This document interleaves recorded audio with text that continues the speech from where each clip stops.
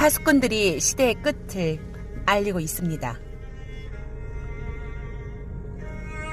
신랑이 더디 옴으로 다 졸며 잘세.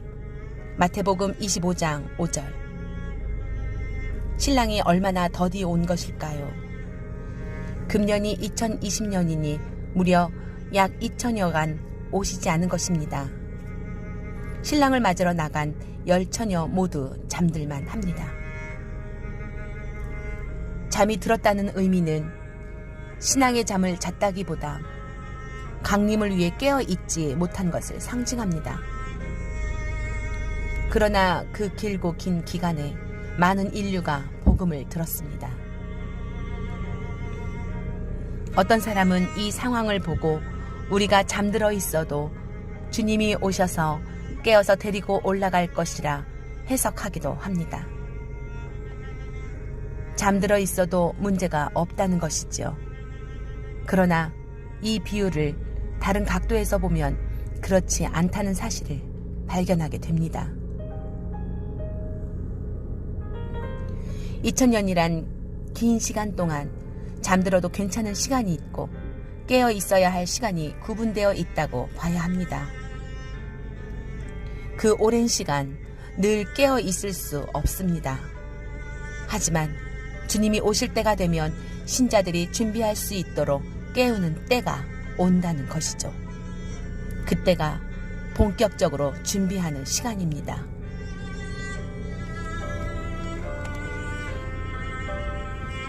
그렇다면 언제 주님이 교회를 깨웠을까요?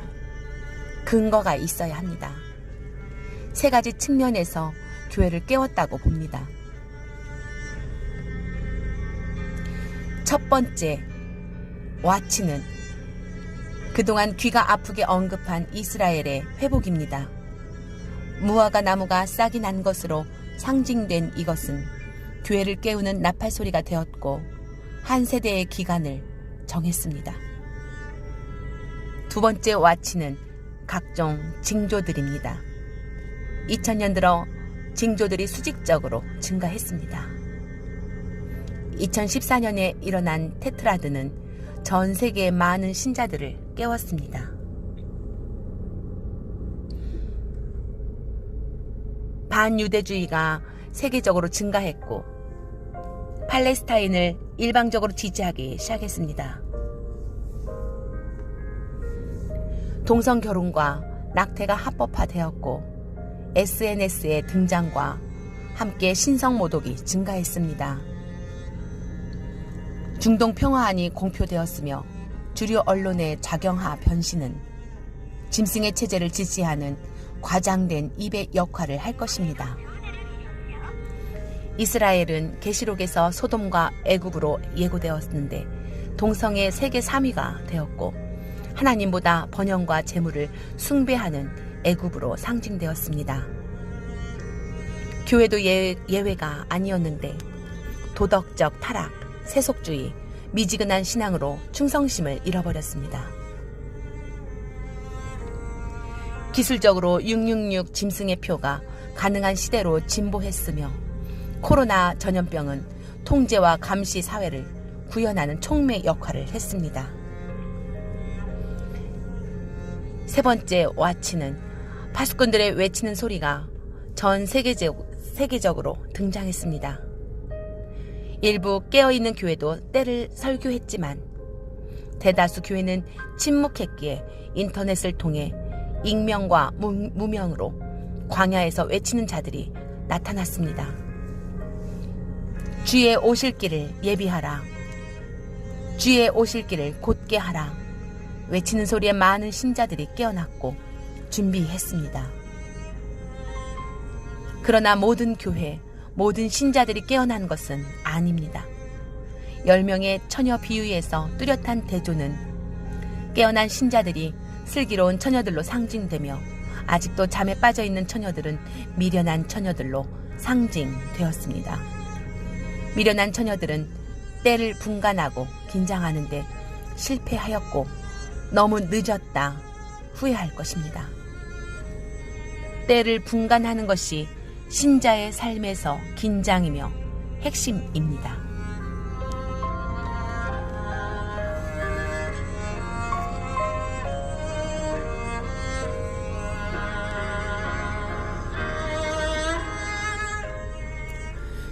그렇다면 언제까지 깨어 있어야 하며 신랑이 오는 경점은 언제입니까? 무화과 나무 한 세대는 마지막 남은 때를 표시했습니다.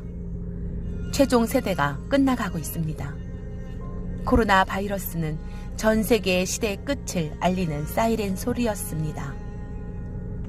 중국과 전염병과 좌파 주류 언론과 일루미나티 세력은 짐승의 체제를 준비하며 가속화시켰습니다. 파수꾼들은 종합적으로 시대의 끝을 알리고 있습니다. 전염병으로 새로운 국면의 전환이 짧은 시간 허용되었고 카운트다운이 시작되었으며 이제는 마음의 준비를 하라고 합니다. 그러나 아무도 그날을 이때쯤이라 단정할 수 없을 것입니다. 이제 우리는 시대의 끝에 도착했습니다. 피신할 기회가 주어졌지만 소돔이 여자의 마음의 찌꺼기로 남아 비극적인 최후를 맞이한 롯의 아내의 전철을 밟지 마십시오. 세상의 것들에 미련을 두고 그것에 집착하지 마십시오. 주님의 만찬에 초대받은 이들은 복이 있습니다. 머지않아 우리의 아름다운 저택에서 안식을 취할 것입니다. 기쁨의 함성 터져 나올 것입니다. 마라나타.